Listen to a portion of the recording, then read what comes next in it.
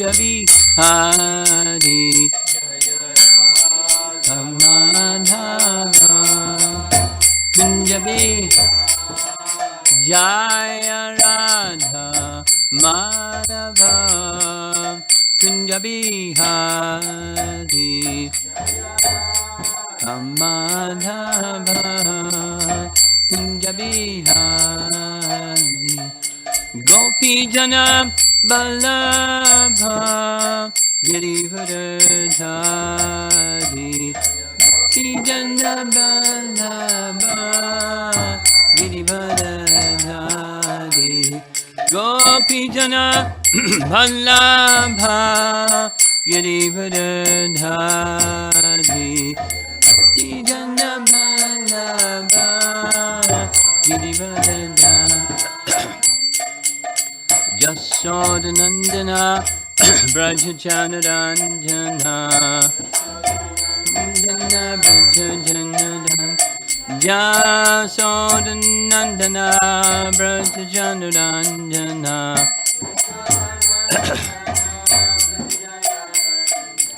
Jamana Tiravana Chadi Jamana Tiravana Chadi Jaya Radha Madhava Kunja Bihari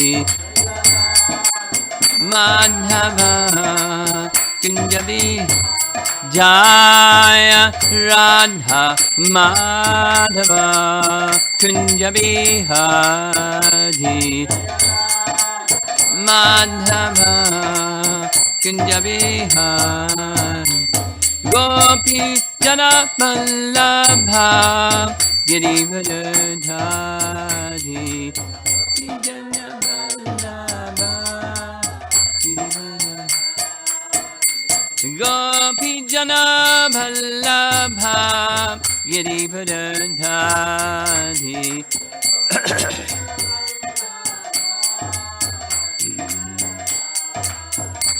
Yasodhanandana Brajajanarandana Yasodhanandana Brajajanarandana Jamuna Tiravana Chadi Jamuna Tiravana Chadi Jaya Radha Madhava Kunja Bihari Madhava Jaya Radha Madhava Kunja Bihari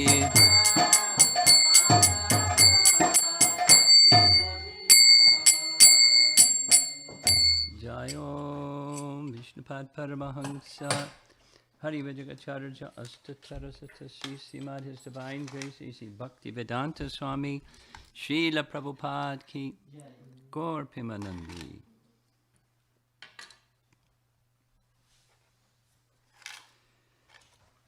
Om Namo Bhagavate Vasudevaya.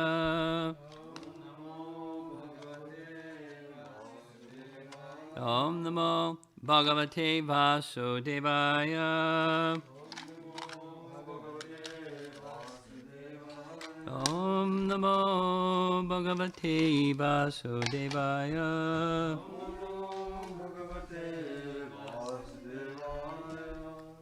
We're still working on concluding chapter 36, and we're almost there. So, text 39 of chapter 36. I'll just begin reading. Akrura said, this is Vishwanath Chakrabarti Thakur's commentary. Akrura said, quote, ordinary persons, jano, perform activities with expectations that are sometimes fulfilled and sometimes unfulfilled, leading to happiness or distress. I will carry out my orders so that you will be happy. Unquote. This is the external meaning, but the implied idea is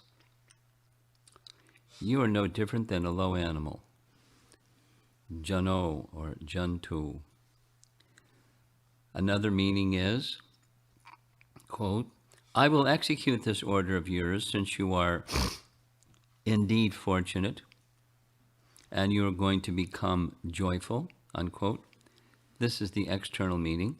The implied idea is, quote, although it is not fitting to execute the order of you who are about to die, I will do so because you are the king and I am the subject.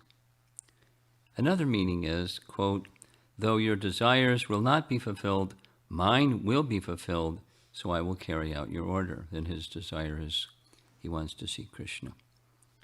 And text 40 of chapter 36.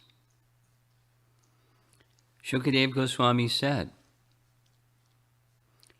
having thus instructed Akrura, King Kamsa dismissed his ministers and retired to his quarters, and Akrura returned home. And Jiva Goswami's one-sentence commentary, Kamsa went into the inner chambers, Griham, and Akrura went to his house. Sanatan Goswami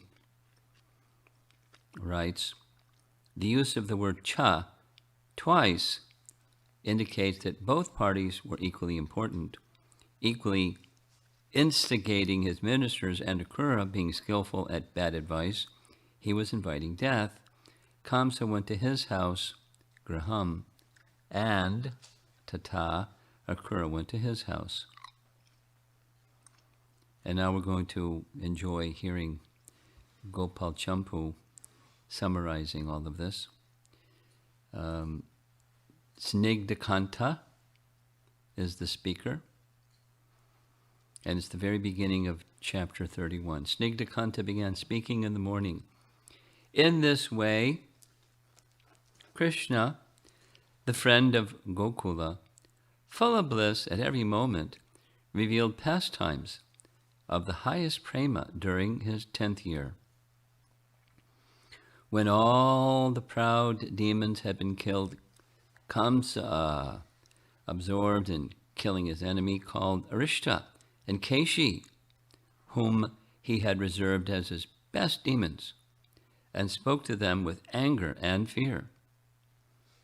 Quote, it was not right to send persons like Putana. I have underestimated Krishna. I thought he was a child, but he clearly killed them all. Troubled by my indolence, I ask you two, what should be done? They said, we are always ready and await your command. Tell us what should be done now. What is the use of orders? Even without orders, we are engaged as your servants. They rose and offered respects. Kamsa spoke to them as they were about to leave. Arista should go. But since it is possible that Krishna will obstruct being killed, Kesi should stay nearby. Hearing this, the two returned home and developed enthusiasm for killing Krishna. One day, in the evening, when the sun's rays were red, the enemy of the Devatas named Arista ran everywhere in zigzag manner at full speed, killing cows, and came to the edge of beautiful Braja. At that time, on the full moon day, with Chitra constellation, astute Krishna had gone somewhat far with the desire to see Govardhan, which increased his joy. When Arista stepped on the ground, the earth moved and the mountains trembled. The clouds became agitated by the sound of his feet, and the moon became distorted, because the hump on his back collided with the clouds. The people of Vraja surmised that it must be a mountain. They quickly fled in all directions in fear. By a little urine, the enemy of the Devatas named Arista, with a body huge as a mountain, created rivers. And by his stool, he created a mountain range. Look at him. He had the pride of a bull and made angry sounds which caused miscarriages in all the cows. When he disfigured the earth and dug up the hillocks with his horns and hooves, all of Gokula became covered in dust.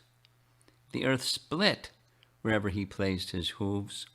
From the holes in the earth, water rose like tears from the earth's weeping. The people said, if ever a mountain, there is a mountain that moves, let it be. But 2 sons, his eyes became horns, astonished the people of Vraja. But 2 sons between horns astonished the people of Vraja. In this way, the demon showed pride, killed all the cows, violated all objects, and roared. The cows and people all became terrified and called out to Krishna. Hearing just a trace of their wailing, merciful Krishna appeared before them as if he had not gone anywhere. When he said, "Do not fear," fear disappeared. Then he beckoned Arista by making the sound of an angry bull, announcing to Arista, "You can easily be killed." He also said, this is from this chapter, text 7, "You fool, what do you think you're doing, you wicked rascal, frightening the cowherd community and their animals when I am here just to punish corrupt miscreants like you?" He also said, "Despicable demon, why are you showing your cruel nature from far away? Satisfy me just as the ocean satisfied Agastya, who swallowed the ocean." One should understand that he said this to dispel people's belief that Arista was of the cow species, because he wanted to kill the demon who was disguised as a bull. When the bull roared, Krishna's roar broke the eardrums of the demons. When the bull became angry, Krishna became angry, like a child, and laughed repeatedly.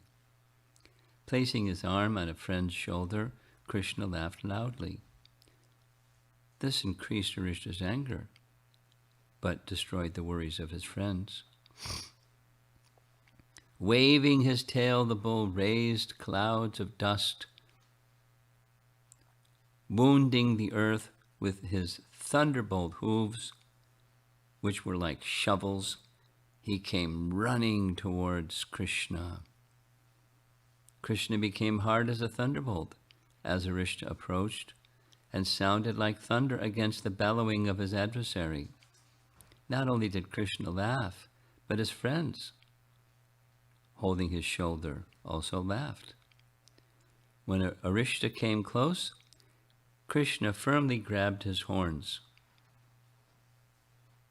When Arista threw his horns forward so that they were easy to catch, Krishna easily subdued them. Holding his sharp horns in his noose-like arms, he faced the demon and kicked him strongly, 8 13 times. How fortunate, huh? The demon was arrogant without prema. We read this the other day, but it's nice to hear it again. There was no use in playing with him. Thus Krishna casually threw him high in the air, making him tumble about. Thrown by Krishna, not only the demon tumbled on the earth, but the devatas in heaven tumbled over with fits of laughter. By the power of his horns, his tail fell on the earth, and by the power of his tail, his horns fell on the earth. By the power of his back, his feet fell on the earth, and by the power of his feet, his back fell on the earth. The topsy-turvy situation was befitting the demon. When he fell, he became ashamed, but stood up again. But Krishna then uprooted his left horn and crushed his face with it. Pulling out his horn, Krishna spoke, "Though inauspicious, you have taken an auspicious form of a bull. The form of a cow is more auspicious than a pile of your horns." As one wrings water out of a cloth, Krishna squeezed the life out of Arista. Expelling his sin in the form of stool, urine, and blood, he became purified and attained liberation. Though he achieved the highest liberation, sages say that he went to Yama's kingdom because he was Krishna's enemy. The devatas showered flowers because their enemy had been destroyed. What event is more wonderful than the destruction of the enemy? Understanding the intentions of Krishna, the life of Gokula, the devatas described his intentions and laughed, quote, "Oh, bull demon," speaking as if Krishna is talking to Arista. "In childhood, I recognized a demon disguised as a calf and killed it. Now in Kaishora age, why should I not recognize you as the most fearful of demons and kill you?" Shukadeva, entering the mood of the people of Gokula and Krishna, the life of Gokula, describes this in text 15 from chapter 36. Having thus killed the bull demon Arista, he who was a festival for the gopis' eyes entered the cowherd village with Balaram.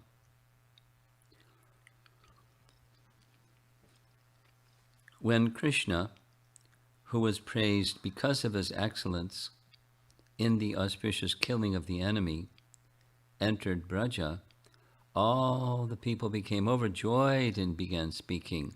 On seeing his face filled with tears, his mother and father wiped away those tears and, weeping loudly, stood without speaking.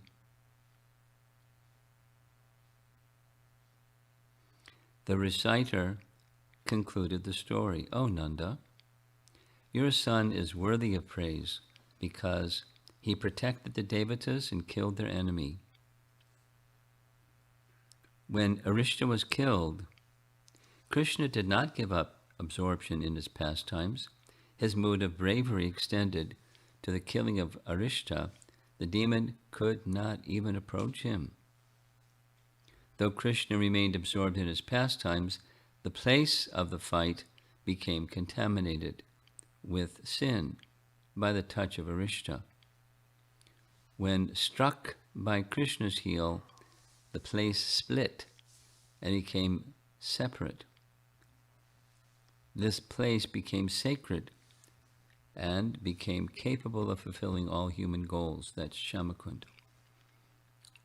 Here, Krishna bathed with all the gopis and broadcast proper behavior for the pious, indicating that this great sight had risen from Patala Loka. He submerged himself in its waters and came out, leaving the place happily with the people of Braja, being glorified for killing the enemy, he entered Braja. Coming to Braja, he worshipped the elders with affection and courtesy on the pretext of taking rest, going to the bedroom. An ocean of anuraga he called the perfect gopis by the sweet sound of his flute, filled with messages to go to a place outside of Braja where the gopis had previously gone in order to have rasa dance again the same night. And the next chapter I'll also read. This is the killing of Kesi. The chapter begins. That was chapter 31. Here's chapter 32. I will now describe the morning recitation. At first, Madhukanta was silent. They take turns speaking, thinking of a spotless topic. Quote, those of us who have been absorbed in stories of Krishna from childhood should speak about conversations from Narada that Narada had with Kamsa, since he showers us with joy from the Lord's pastimes. Those who have qualification for the topics of the Lord, those who help others and do not commit violence, are qualified for the talks of Narada and not the fools. However, these talks will not give much happiness to the inhabitants of Braja, who, though most intelligent and absorbed in Krishna, are the highest examples of unparalleled, intense happiness arising from their fixed prema. Therefore, this topic should be mentioned without telling who spoke it. Unquote. Therefore, hiding some aspects, he began to speak out loud. When Krishna killed Arista, Kamsa was so upset that for a year he did not send anyone there. When Kesi came, he sent him home. When Kesi said, do not make enemies uselessly. On the 11th day of the waning moon, in the principal Magha month, Narada, Kamsa's enemy, endowed with great knowledge, came to Kamsa and acted in a friendly manner. He told him the secret activities of Vasudeva in Nanda's house, that Krishna and Balaram were the sons of Vasudeva. Hearing this, Kamsa, enemy of the devotees, became angry and again imprisoned Vasudeva and Devaki with iron chains so they could not kill him. After imprisoning them, foolish Kamsa called Kesi and again engaged him. As soon as he got his orders, Kesi departed for Vraja and arrived in the morning. After Arista had been killed, Kesi lived far from Nandishwara hill, and thus he came from a distance to Vraja. He tore up the soil of Braja with his sharp hooves, coming to Braja and tossing his mane high in the air, he wandered about. The Devatas, flying in their airplanes, became terrified of his loud neighing and stopped their functions, hid behind the clouds. But Kesi covered the airplanes with his huge body, just as clouds had previously covered them. Because of Kesi, the clouds released deafening thunder, and the Devatas withered up. Running with speed, the horse demon smashed all the trees. Intensely arrogant, he made everyone tremble and spread his loud neighing everywhere, like a lion's roar.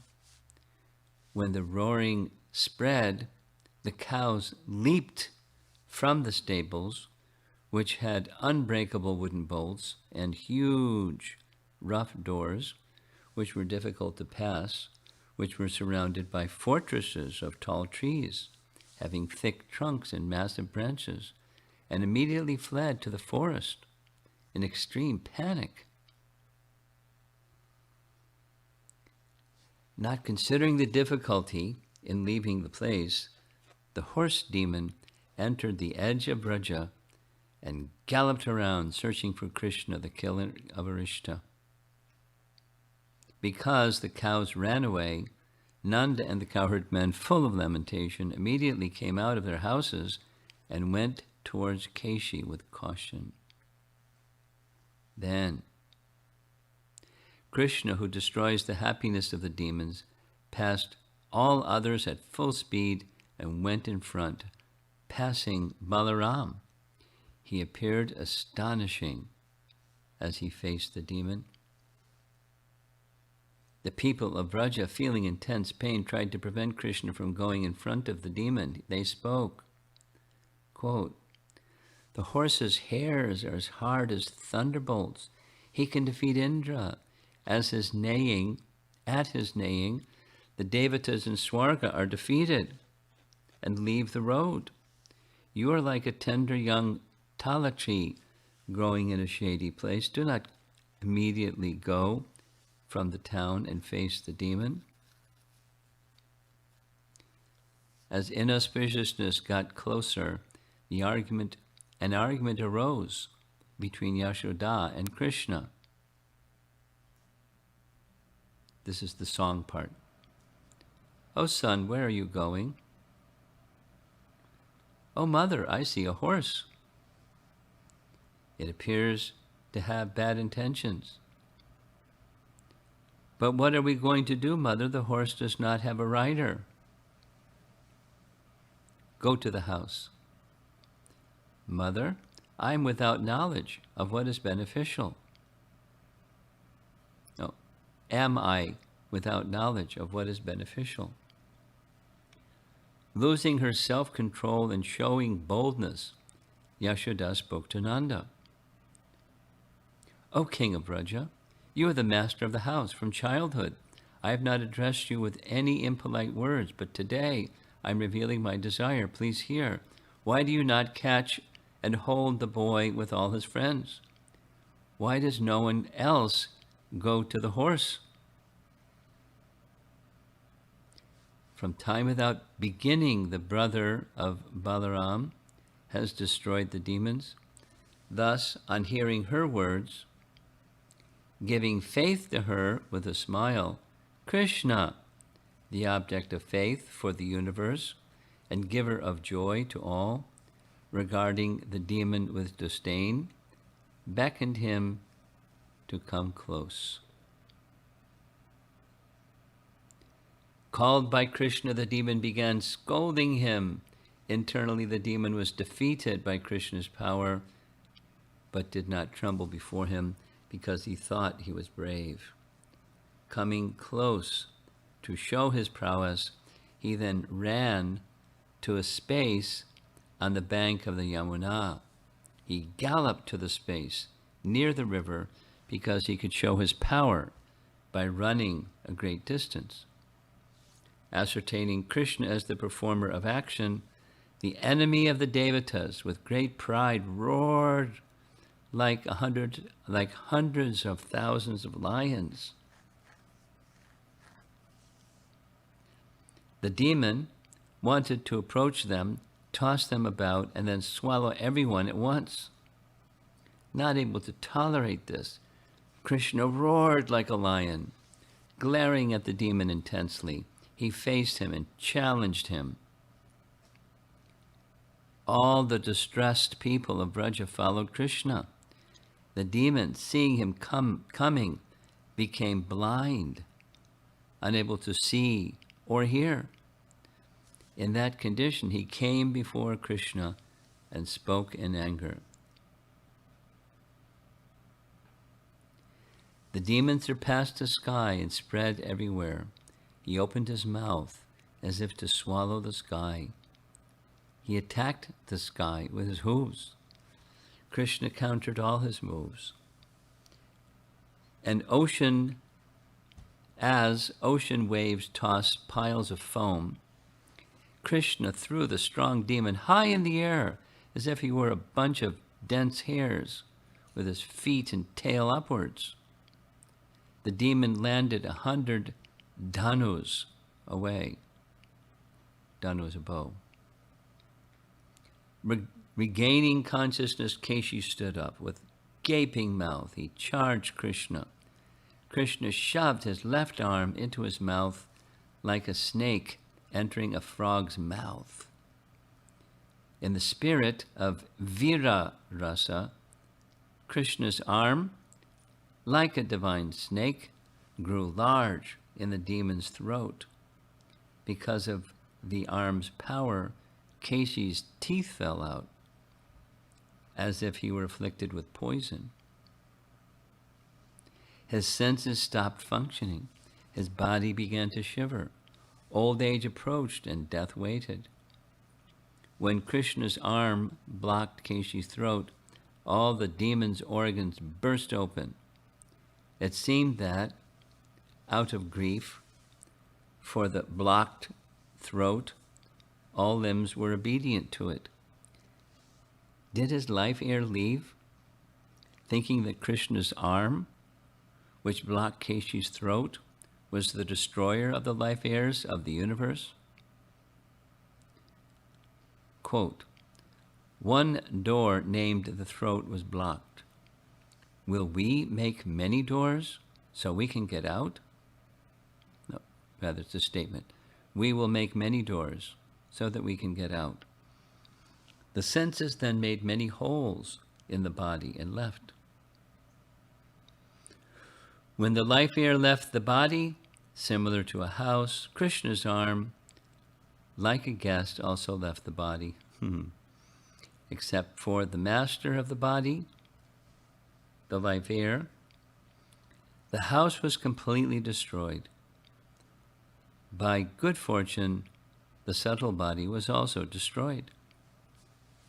When Krishna pulled his arm from Kesi's throat, the demon, gleaming like a brahmastra at the time of destruction, attained a suitable nature.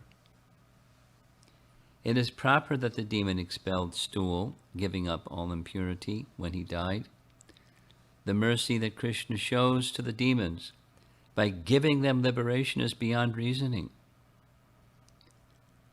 Some describe Kesi's body through two comparisons, like Jarasanda's body or like a karkati fruit. When the horse demon's body, after a short time, they recovered consciousness and, along with Krishna, went to the Jamuna and bathed. The wise know that place as Kesi Tirtha, right? Kesi Ghat. The best of holy places even today. Taking shelter of another ghat nearby on the bank surrounded by trees where the Jamuna becomes crooked, they took rest to get relief from their fatigue. The ancients called this place Chena Ghat, and today it is called Chira Ghat. In Mathura dialect, Chena means the happiness of resting. They thought optimistically that the death of Kesi would be the end of Kamsa's ill intentions toward them, and thus their happiness doubled. Their mouths danced with Krishna's extensive glories. The people offered respects to him. When he came among them, the residents of Braja surrounded him, and then, following Nanda, first retrieved the cows. The cowherds said, he, and that sound became clearly associated with Krishna, just as when the sound of falling rain is heard, the deep rumbling of clouds accompanies it. The cowherds and Krishna, conquerors of enemies, went to gather the cows, while Nanda alone remained in Braja.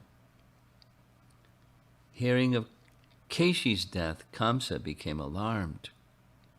He did not leave the house because of shame, as if having no nose.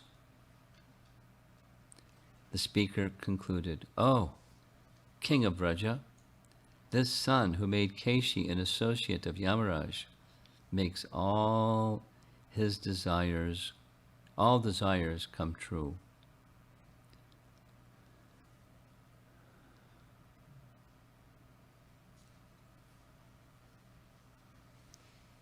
It's a nice way to retell the pastime, the whole of Krishna's Braja Leela, compliments of Jiva Goswami.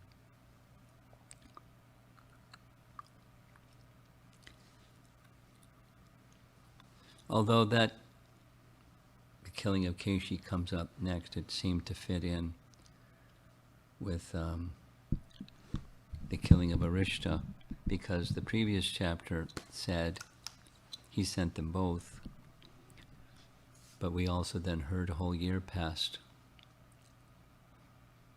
between the killing of Arista and the Keshi demon, which is a little confusing because it's not so confusing. After Arista was killed, it doesn't say how much time passed. That's when Narada went to see Kamsa. So that the timing is not super essential. It's a detail. It's interesting detail. But some time passed at least.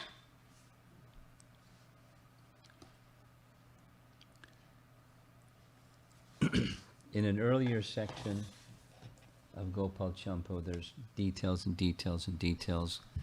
The section is entitled the strength, the strength or the power of Kamsa, and then person after person after person, kings after kings, he defeated them and ordered that they become his servant or subservient to him. So there was a procedure that was followed whereby he accumulated these followers who then became mystical participants in his attempts to kill Krishna.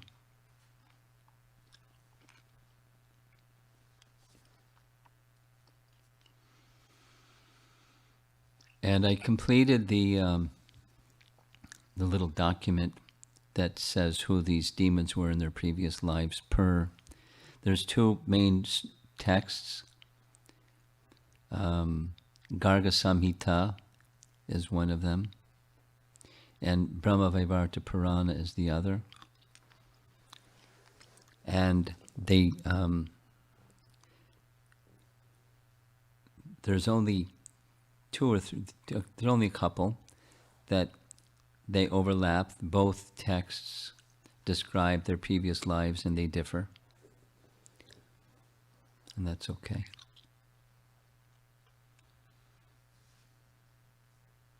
But otherwise, I meant to send that out. Send it out. It's interesting.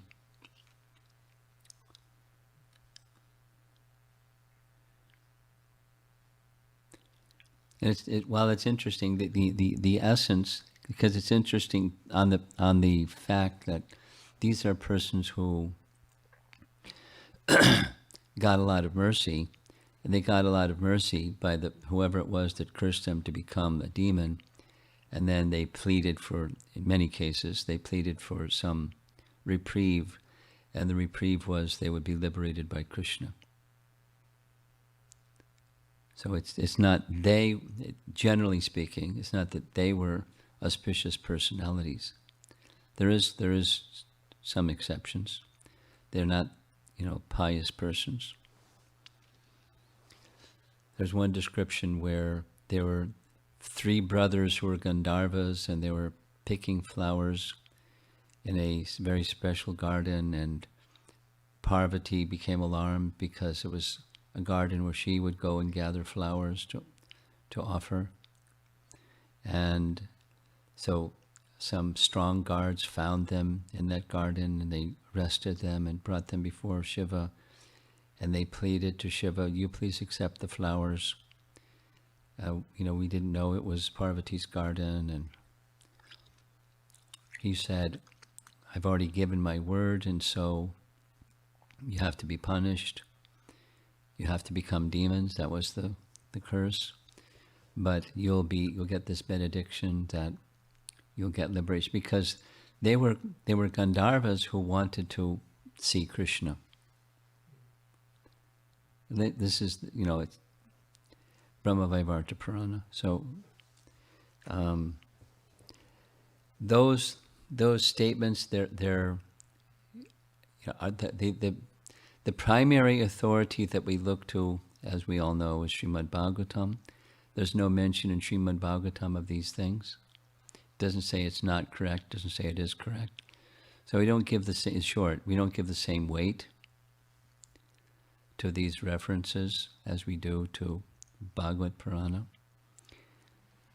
But so stepping back, some of them were actually not Krishna bhaktas in their previous life who got this situation of being delivered by Krishna.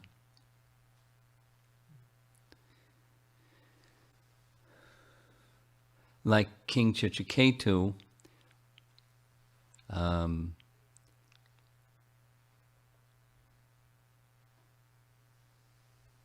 became the king of Vidyadhara Loka, and he was cursed by Parvati and then became Vritrasura, and then so he was actually an elevated person before he became Vritrasura.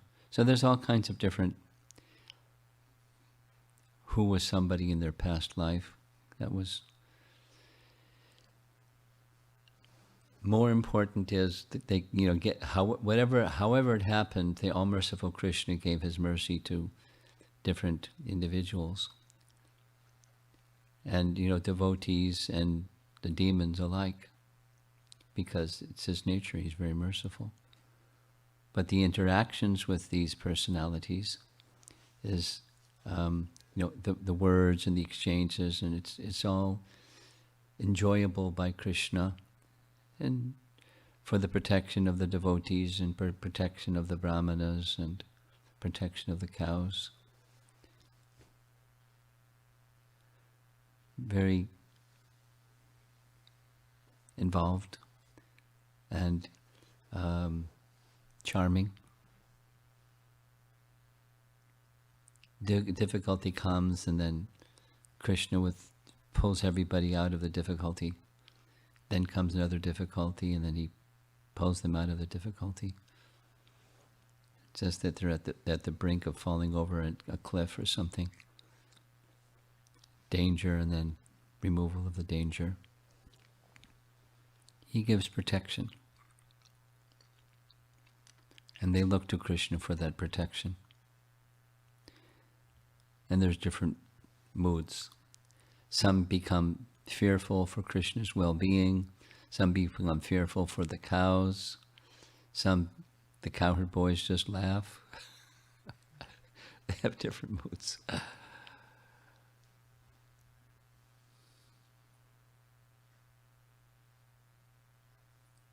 Very amazing place.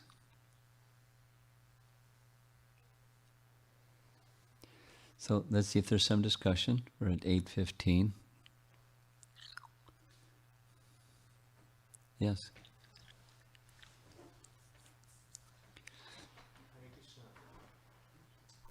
He just turned it on. Just relax. Sorry. Hare Krishna Maharaj. I was really inspired by these residents of Vrindavan, how when difficulties come, their natural propensity to think of Krishna for protection. So my question is, in our own lives also, when our turbulences come, we are told that we should be doing our due part, and also trying to surrender to Krishna as well. So in the process of trying to do our due part, how do we don't go into that zone of not completely depending on our own capabilities or strengths. It's all in relation to false ego. So how to is to dissolve false ego, and it doesn't happen quickly, but the bhakti process dissolves false ego. So we step whatever intelligence, ability, strength, and resources we have there to be used in Krishna's service. And bhakti destroys the false ego because we use them in Krishna's service.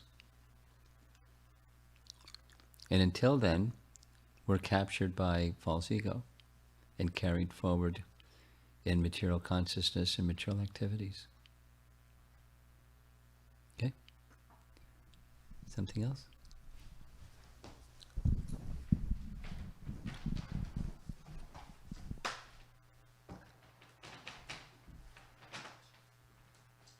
Hare Krishna Maharaj. Thank you for the wonderful pastimes. We can thank Krishna. So the question I had was regarding, it's very hard for me to understand the time dimension and the logistics that go around in this pastimes. The logistics. Yeah, like also that time, the questions about how old is Balram, and it happened 1 year, it happened tomorrow, like, it's just... So do I really need to understand those, or can No. I... We discussed this yesterday evening, and I'll touch on it again. If I can remember the Sanskrit, this is Bhagavatam, no, it's Brahma Samhita, text 61. You can look it up later. I think I have it here. No. Yadrashi Shraddha, text 61, Brahma Samhita. That says, in something Tadrashi. There are different realizations, and the acharyas are, there may be some differing. They're all saying there's some time gap. So when Narada came to see Kamsa, it doesn't say he went the next day. It doesn't say that anywhere. It says, recognizing that Krishna's pastimes were now ready to wind up, he wanted to facilitate the pastimes in Braja winding up, so he went. So it doesn't say the next day, but after. And then other acharyas giving their realization, saying 1 year. And they even get down to, the full moon night on such and such month. So how they derive, they don't say how they derive. But they derive. So that, they have their reasons why, and I don't know those reasons, they don't disclose them. So it's not, first of all, it's not so important. It's it's there. Second of all, it's there because it's charming. It's part of the charming feature. And the third is, there may be different realizations. And that's allowable. It's not like, from material consideration, if it's this, then it's not that. If it's that, it's not this. And it can't be this and that. So there's this, apparent contradiction thing. That seems to be what you're, aside, is it really important? Not really. When there's some contradiction, how do you handle it? How do you process it? Well, the binary processor doesn't do it so well because it's either a 1 or a 0. And it can't be a 1 and a 0. So it bounces. Is that... Yes. You want to say something further? So is it okay if I just not try to understand but relish this pastimes and Yes. get attracted, like use it for attraction to Krishna? However, we have materially structured and conditioned minds, so we don't just put it in the garbage can. So there has to be some way of processing over here it says this, and over there it says that. And so one of the ways is Krishna is, it's in Queen Kunti's prayers, about, multiple places, but he is the point of resolution of apparent contradictions. It's an appreciation of Krishna, that he has everything is within him, including all contradictions. They're within him. Everything is within him. So let me just finish. So everything is within him, and then different devotees, they have different realizations. Specifically, it's mentioned in the text 61, according to faith. And they see this. So they're seeing the same thing, and they're seeing this, and another one is seeing that.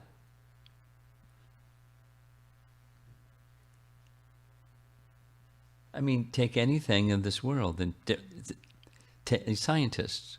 Here's some data, and this scientist reads it this way, and that scientist reads it that way, because they're seeing through their conceptions carried in the mind, and their senses reach out, centered around the mind, and they touch the data, and they're reading it this way, and some are reading it that way.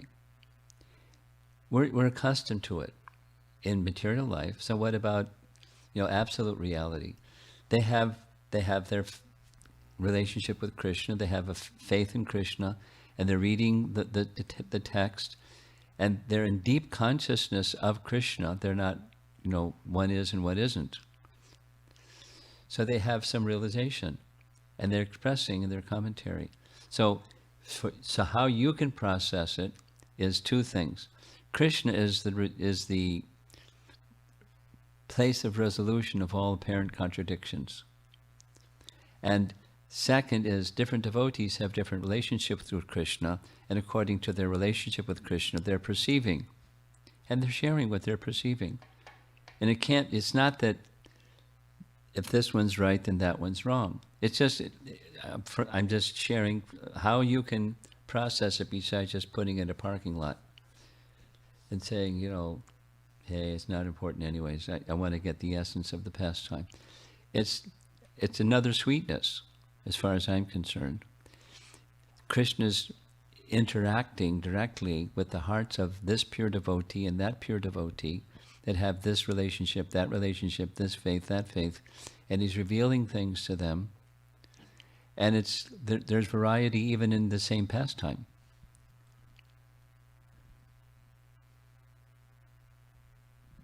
It's sweet.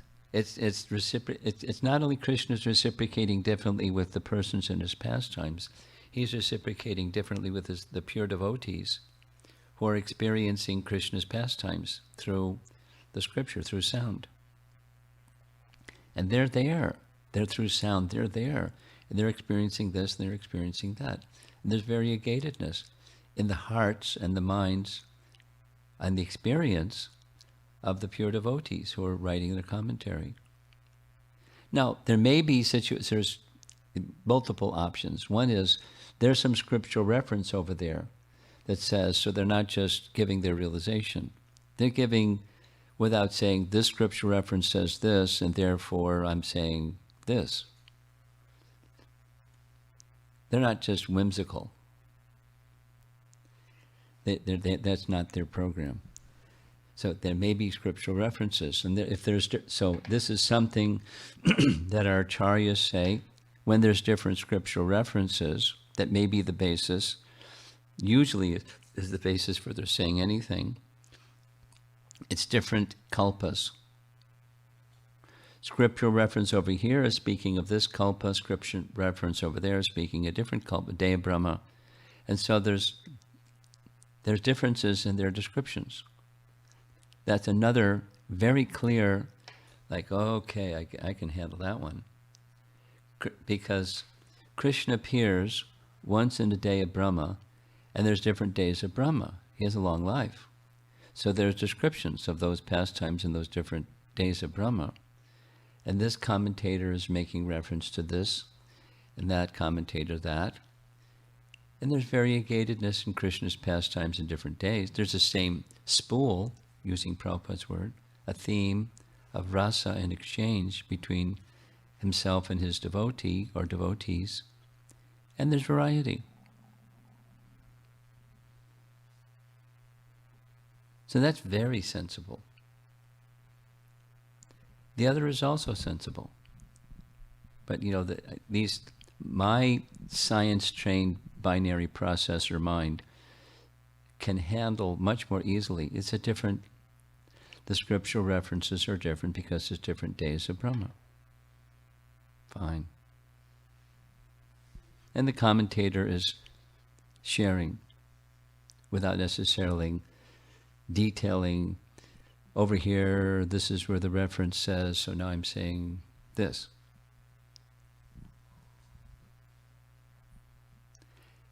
And they're going further. During the time of the six Goswamis, the available, physical copies of literature were far more abundant than today.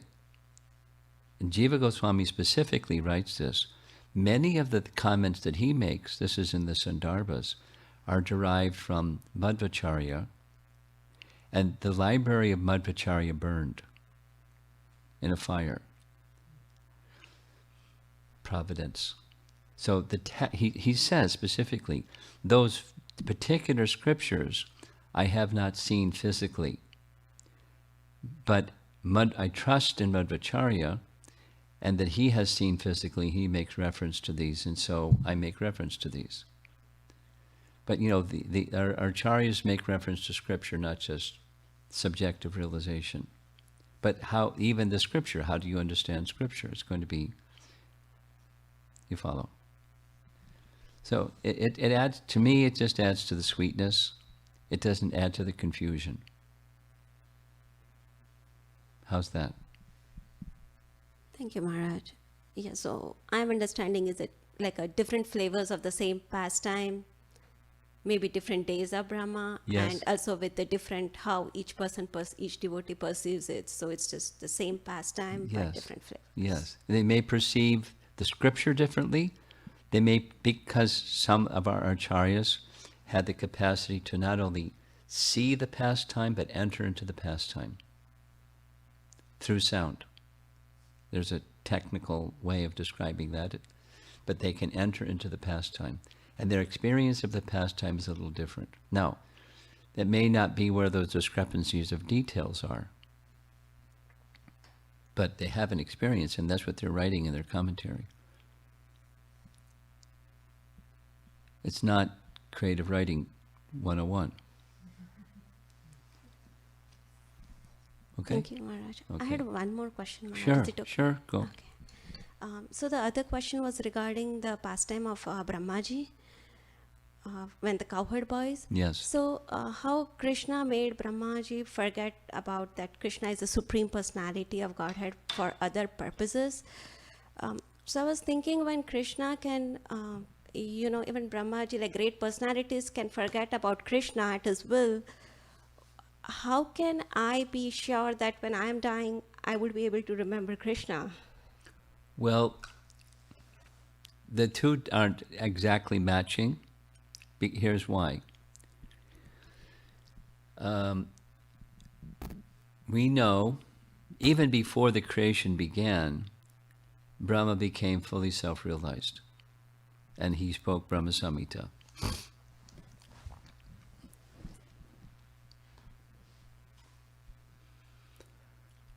So he's not forgetful. He's connected. In his case, for Brahma's case, Krishna wanted to show Brahma a few things. The superiority of the residents of Braja. So Krishna, wanting to do that, he covered Brahma with forgetfulness and then removed that forgetfulness because he wanted to up it a notch from his understanding to a deeper understanding. Now, the deeper understanding is right there in Brahma Samhita. the unique position of Goloka. It's right there from the very first verses of Brahma Samhita. It's not like he didn't know. But Krishna wanted him to directly experience, because now he's in Braja and he's directly experiencing, the direct contact.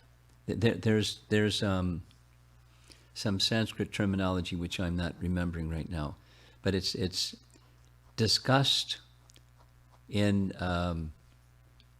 Brihat Bhagavatamrita by Pipalayana Rishi and Gopakumar. Tapaloka as they meditate. So experiencing something in meditation is different than experiencing something directly. That's why Gopakumar wanted to keep going and not just stay in Tapaloka. Experience within the mind is one thing, but then, so Krishna wanted to give this mercy to Brahma to directly experience and have the full realization of the unique position of the resident of Vrindavan. Not like he didn't know it theoretically, but he wanted him to directly experience it. And he also wanted to fulfill Brahma's curiosity, which was, what's the extent of Krishna's mystic powers? And the answer is, there's no limit. But he directly experienced it rather than knowing it.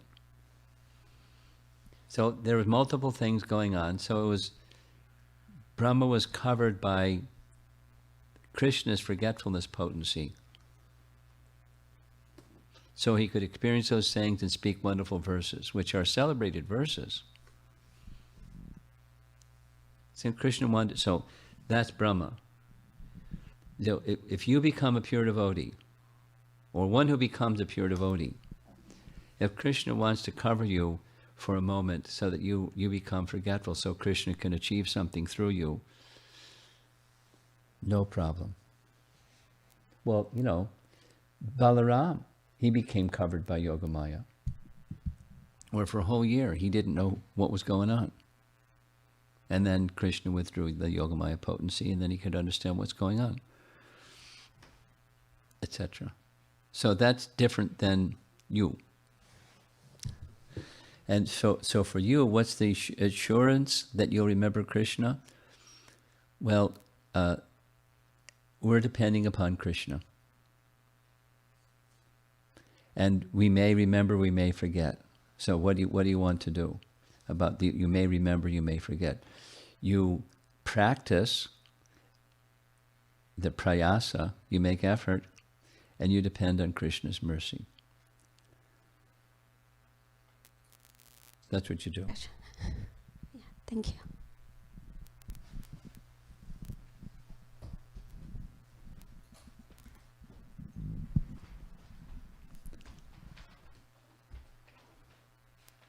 Online?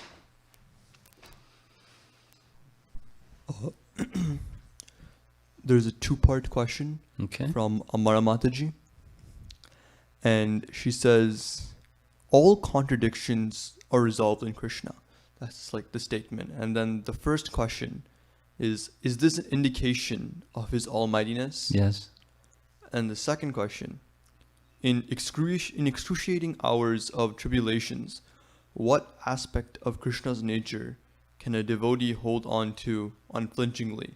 And how can he cultivate that kind of faith? Well, it depends on the person. Some find this feature or that feature or some other feature as something to cling on to.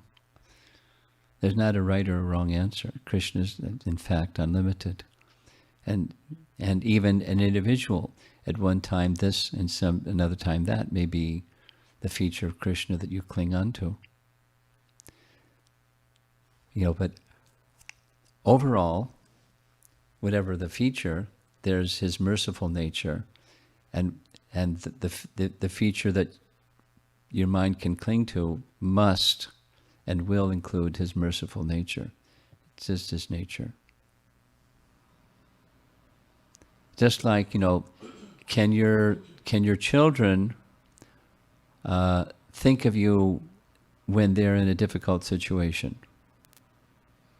And in their heart or their mind or whatever, reach out to you.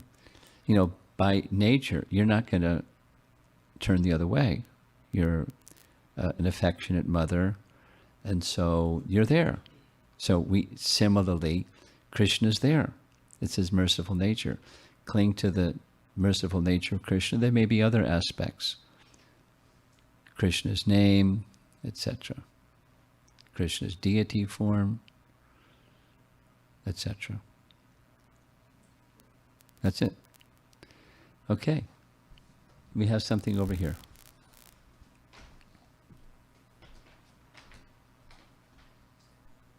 Maharaj, I was, in response to Mataji's question, you referred Srila Prabhupada saying, in different days of Brahma, there is some difference in the pastimes, but it's the same spool.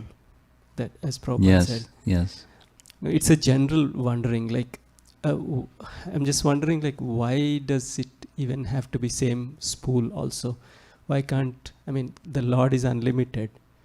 So why can't the spool also be different? Well, there's rasas, and Krishna's reciprocating with this rasa, that rasa, or the hearts of devotees who are inclined in a particular rasa-like way, and therefore it's consistent. It's because the purpose is reciprocation with their love for him, their regard for him. That's why it's the same. The spool. Next. That's it. You're not satisfied. No, I'm thinking. I'll Okay, probably come okay. back. Yeah.